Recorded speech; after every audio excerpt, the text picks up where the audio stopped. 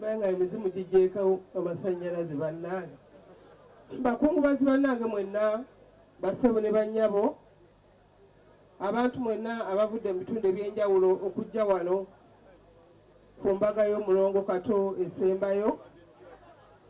Mukama mulungi obudde bwonna. Njogedde ekigambo Mukama mulungi ne musirika kuba mwina kye mumanyiddemu ekirala naye Mukama mulungi. Okwo okubuula kwe twagambye mu kujjewo. Ekisookera ddala Kato Lwama abadde musajja muganda. Ffenna tukiza nti abadde ki? Omusajja omuganda atalina ffumu mabega wa kitanda toli muganda.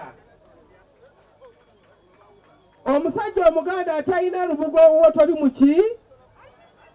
Tulekerenga okulowooza nti obuwangwa emisana tujja kulaga Bayibuli tubusinzenga ekiro tukyola okubanga bannaffe bajja kugaana otusabira.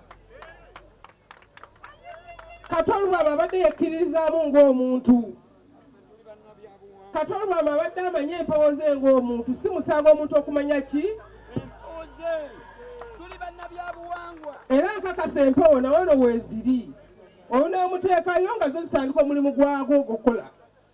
Naye abantu abasinga mulinga abalowooza nti olw'okubeera ennyo n'eddiini ng'oyambadde ekyambalo nti kwe kuyita nti anaayita Mukama, Mukama yanaayingira mu bwakabaka bw'omu ggulu. Tekisoboka. Bassebo ne bannyabo, Kato abadde musajja wa ddiini. Nga Maama Fiina bwe bantuma Silivia, ndi mukyala mu Katuliki, ate ndi mukyala musamize, ndina abasamize nzaakulira abasawo b'ekinnansi mu ggwanga. Seegaana mpewo zange, seegaana lubaale wange, sitiriranga misambwa gyonna nga Kato Lwama bw'abadde. Naye nja kunzikola kuba batuwadde obudde butono. Bannaffe abaaganye tusabira. Nze ndowooza gye muli yonna muswadde, mwakaswala. Ssebo Paasita wange olwaliro nnangidde mu butongole, ne bwe mba nvudde wano ne nkutuka, ssebo nkwetaaga ojja onsabire.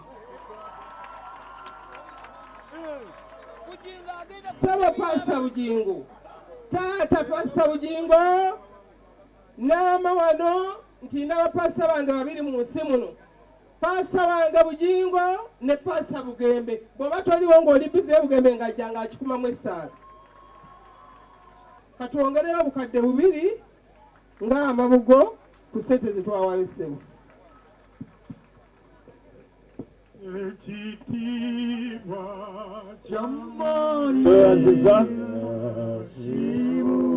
n'ekimuli kya Maama Fiina mukitegeke, akitegeke olumu.